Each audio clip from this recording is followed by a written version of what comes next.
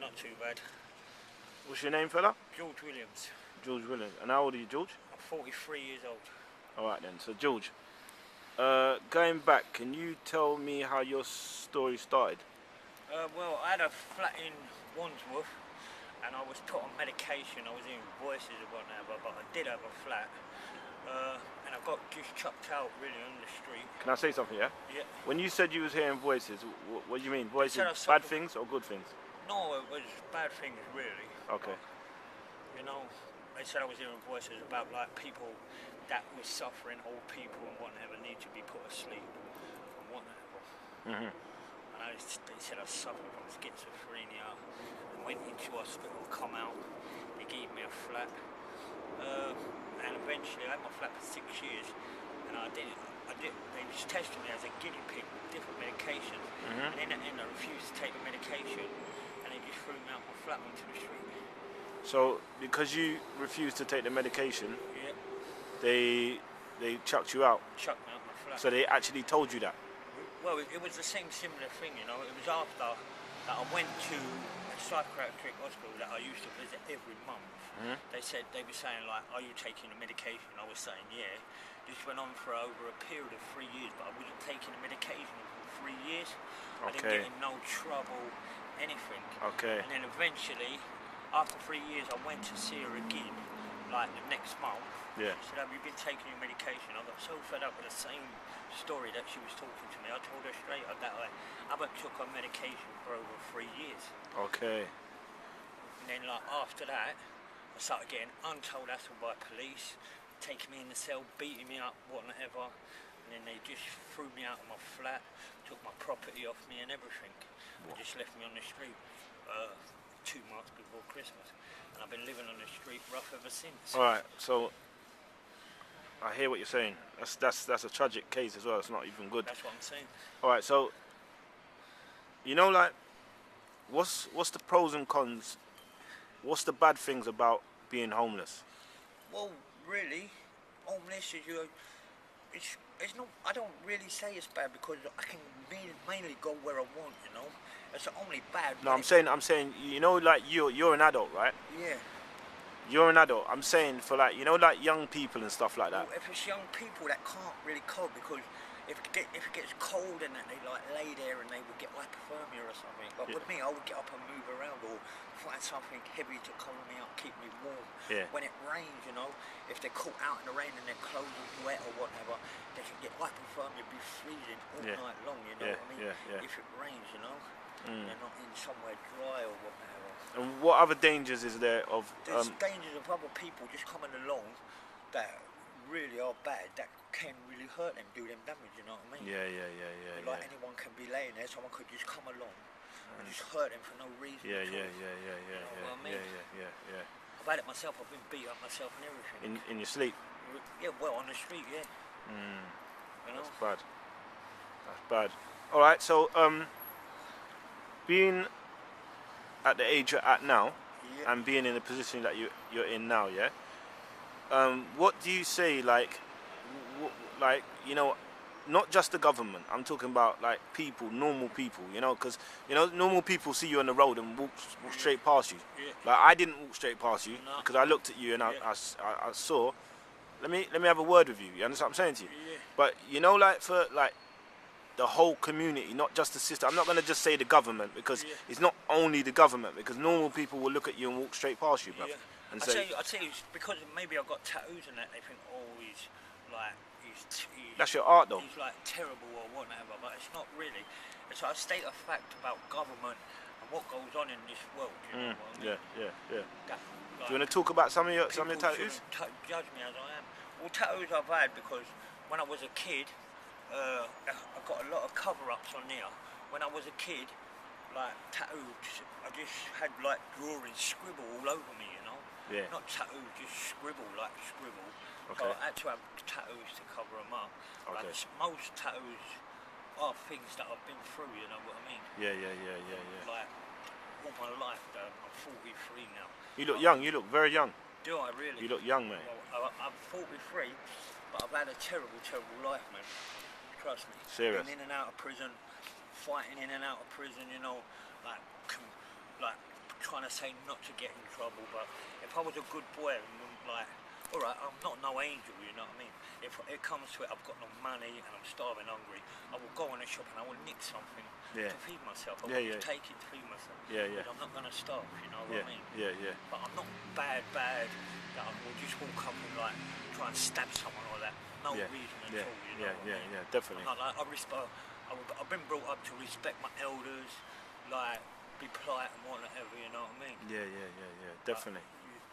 Like I say, I've got my ways, you know what I mean? I don't take drugs. That's very good. They can test my body. I don't take no heroin, no crack. Yeah, you look very healthy. I don't even smoke weed. I don't even smoke no like weed or marijuana, nothing. I was paranoid. I got paranoid years ago when I was a little kid.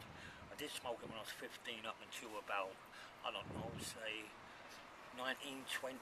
Yeah. But I completely stopped it and I haven't touched it for over 15 years. Any drug at all. That's very good. That's very good, brother. So basically, as I was saying, you know, like, for the community but I'm not paranoid. I know what goes on. I know what I'm saying and everything. You know what I mean? But I haven't touched no drugs. They can test my body, anything. Not even marijuana. I haven't smoked for over 20 years, 25 years. You know. That's very good. So, what I'm going to say to you is this, So, you know, like the community and the government, what do you think that the government and the community can do to help people that's homeless? I'm not being funny, but see, most of these taxpayers, they don't really realise what's going on. See, I've been beat up by police and everything here. I've even walked into a shopping mall and police have grabbed me, jumped on me, like sort of throwing me about, saying this is why you need police, because drunken people, thieves like this, which I wasn't even in the wrong, I didn't even thief nothing, you know. Yeah. But they come just because I did have one can of beer in my hand. They come and attack me, and then take you to court because I'm on my own. I've got no right. They're always in the right because they're police. You get me? That's right. And saying like I was drunk and disorderly, but no, I wasn't drunk and disorderly. They've done it to me a couple of times. I've had one can of beer, you know. Yeah. And this is what they come out with, their excuse to give you a criminal record or whatever, to make you a bad person. Yeah. You know what I mean? Yeah. And if you're on your own, they're always in the right. Got you. A lot of tax people don't know about the police. They think the police are all angels and whatever, but they really are not. You know what I mean? Okay. So, all right. Since you've been homeless, how long have you been homeless for? Homeless now, I suppose 6 months nearly. 6 months, yeah. Yeah. So that's like sleeping in the rough. Sleeping rough wherever I can, like wherever it's dry or wherever it's warm. Okay, so you know, where do you go to wash and where do you go to eat and stuff? I go to different churches. There's Streatham Church here that I go and they give you food on a Monday night. There's a place in Streatham, St Leonard's, different churches that give you food, give you shower, and some even give you clothes, clean clothes and whatever to wear. That's very good. And those are places that you visit daily, yeah? Indeed, yeah, they're places that I visit daily. Okay, so for the position that you're in, yeah? Yeah. For a person that's homeless, yeah, man or woman, whoever, yeah? Yeah. What type of activities do you do in a day, like to keep yourself occupied? Because in a day, mostly it's like walking around trying to keep clean, like keep myself clean, try and get clean clothes washed or whatever, you know what I mean? Or even just try to get some food or something. So you know, like the second-hand shops and all that stuff, yeah? Do they give clothes to homeless people? No, I'm not being funny. They say like they say they're called charity shops, but if you're homeless, you go in there and you like need some clean clothes or something, they will charge you like £5 or something. Yeah, yeah, and they got them free. But yeah, for clothes, they would charge you £5 or £10 even for a coat. You know what I mean? Yeah. So I don't know about charity. Maybe it goes to their charity, but I don't see why you have to pay. Like I've been in there, bought clothes out there. They charge you money like £5, £10 for trousers or a coat or something, you know. And they say they're charity shops. Yeah, yeah. But I suppose maybe it's the way they tick over, but I'm not really sure, you know. If they sell you something, then I don't know how they open their shops. Maybe they use the money that they sell to continue going on, you know. Yeah. But I know you have to buy clothes in there like £5, £10. But in the churches, they will give you them for nothing. That's good. But a lot of people today, take advantage of the churches because they will take good clothes out of the church and go and sell it. To make money. Even to buy beer, whatever. Yeah, it's hard out here. It's hard out here. They do anything anyhow, you know what I mean? Yeah. But some a lot take advantage of the churches as well. They even take clothes from the church and try and sell it to other people, you know. So do you pray and stuff? Sometimes I do pray. Okay. Or like I pray to myself that God will watch over me and keep me safe. That's very good. Keep me strong. Very good. He put me on this earth for a reason, you know. That's very good. All right. Well,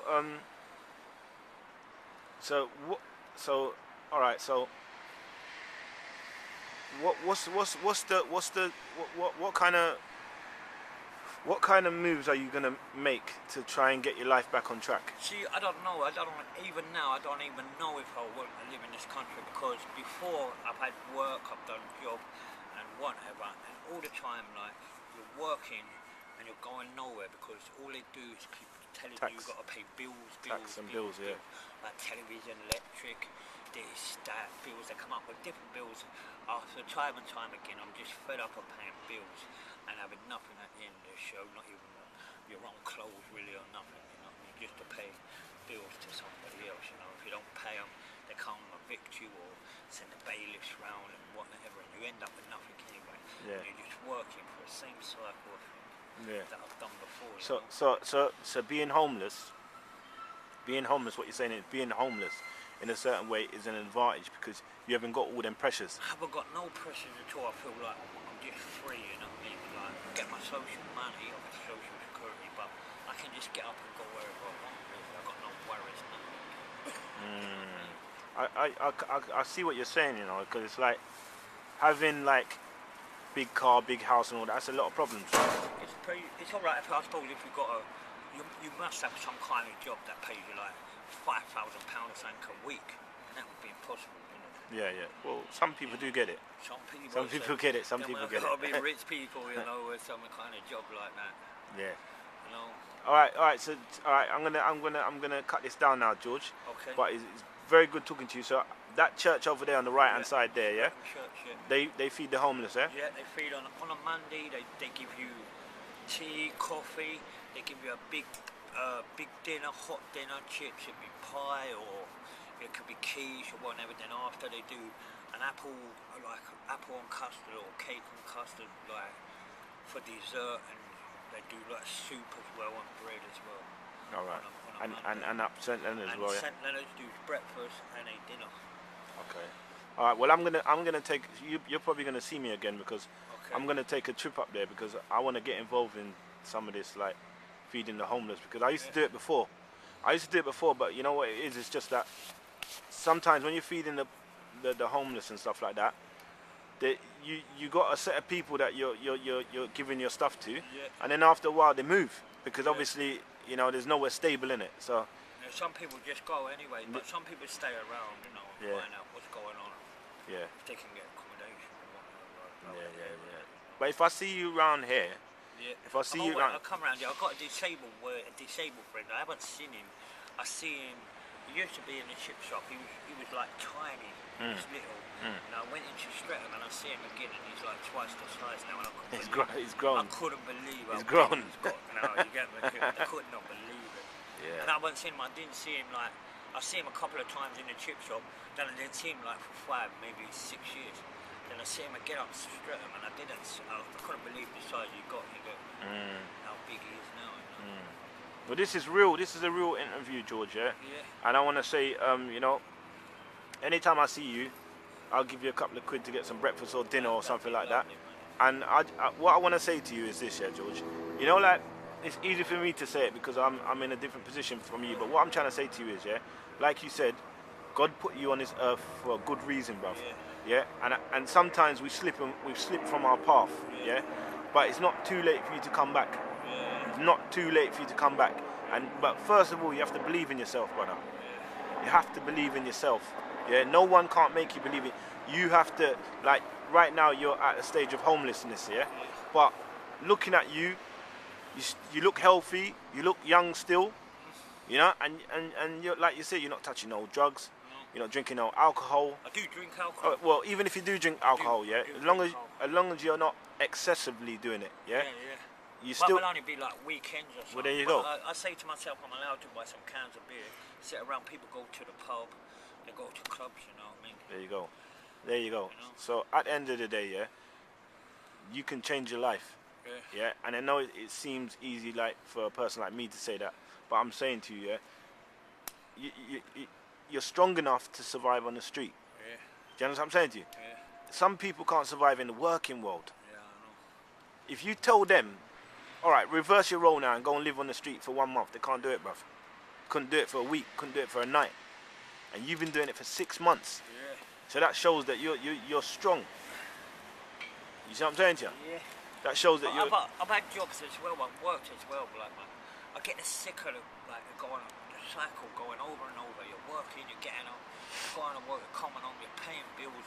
You ain't getting you're just paying to live in the accommodation that you're in, you know. That's right. That's all it is. That's all it is. That's why a lot of people live in rooms. Enough people don't live in houses. They live in rooms. Yeah. But like I said, you got to have your plan B and you got to have your plan A. And your plan A is to get you back on the path of not being sleeping in the rough. Yeah. But I want to say basically, just keep what you got with inside you, because there's something inside you that's strong, brother. Yeah, there's something.